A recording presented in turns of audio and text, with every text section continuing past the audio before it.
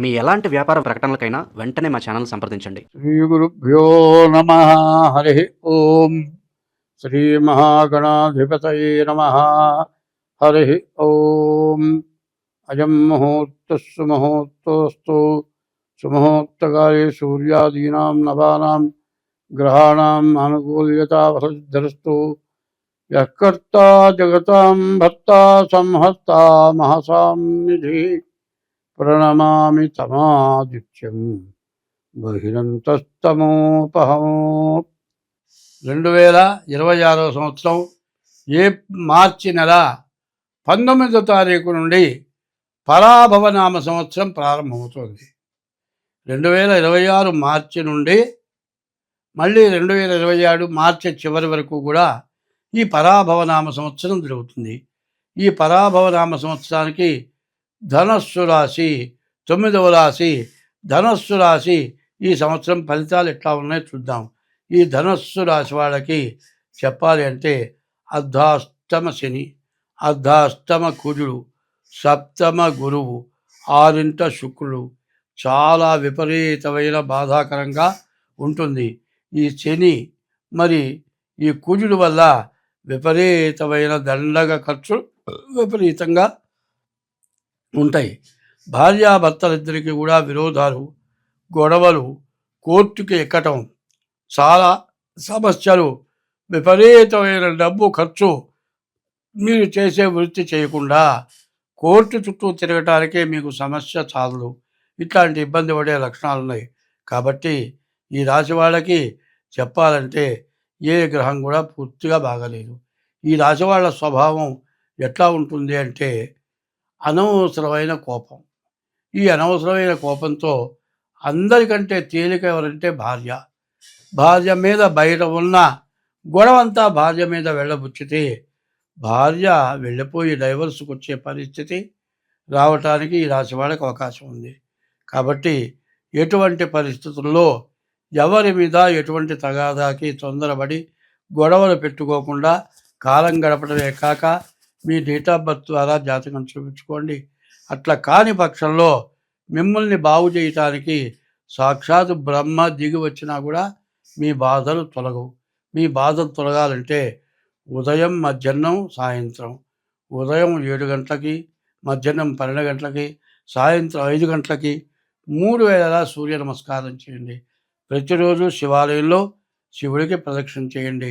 నవగ్రహాలకు ప్రదక్షిణ చేయండి. బియ్యపు రవ్వ, పంచదార కలిపి మరి పుట్టలకు వెయ్యండి.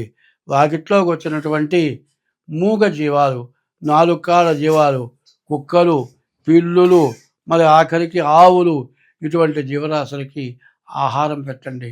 ఏ జీవరాశిని కూడా దెబ్బ కొట్టడం, హింసించడం చేయకుండా ఉండండి. ఇట్లా ఉంటూ మీ శక్తి ఉంటే అన్నదానం చేయండి.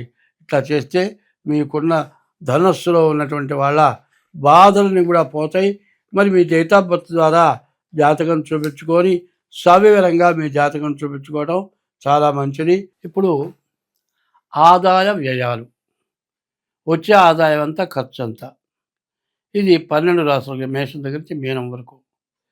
ముందు మేషరాశి 11 ఆదాయం 5 ఖర్చు. వృషభ రాశి 5 ఆదాయం 14 ఖర్చు.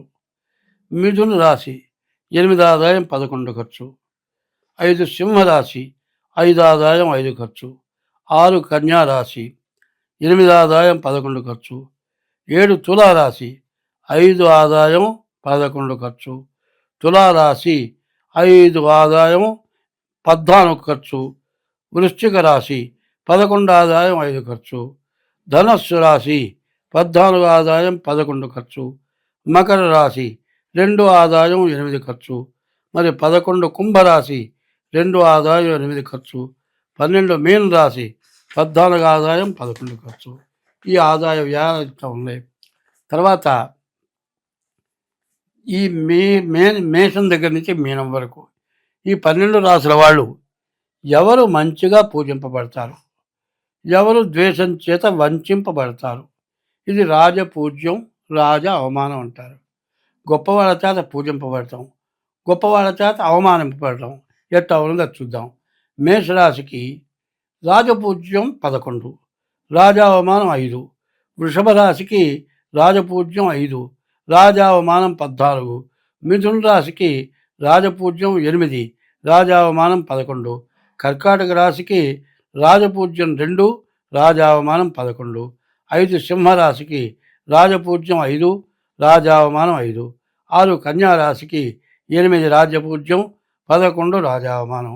7 తులారాశికి 5 రాజపూజ్యం, 14 రాజావమానం. 8 వృశ్చిక రాశికి 11 రాజపూజ్యం, మరి 5 రాజావమానం. ధనస్సు రాశికి 14 రాజపూజ్యం, 11 రాజావమానం. మకర రాశికి 2 రాజపూజ్యం, 8 రాజావమానం. మరి కుంభరాశికి 2 రాజపూజ్యం, 8 రాజావమానం. మీనరాశికి 14 రాజపూజ్యం, 11 రాజావమానం. ఇది ఇట్లా ఉంది. ఇక తర్వాత మనం ఏం చేయాలి? ఇప్పుడు ఈ మార్చి నెల 20 నుంచి ఏప్రిల్ 20 వరకు కూడా మరి ఈ సంవత్సరం మొత్తం స్వస్తి.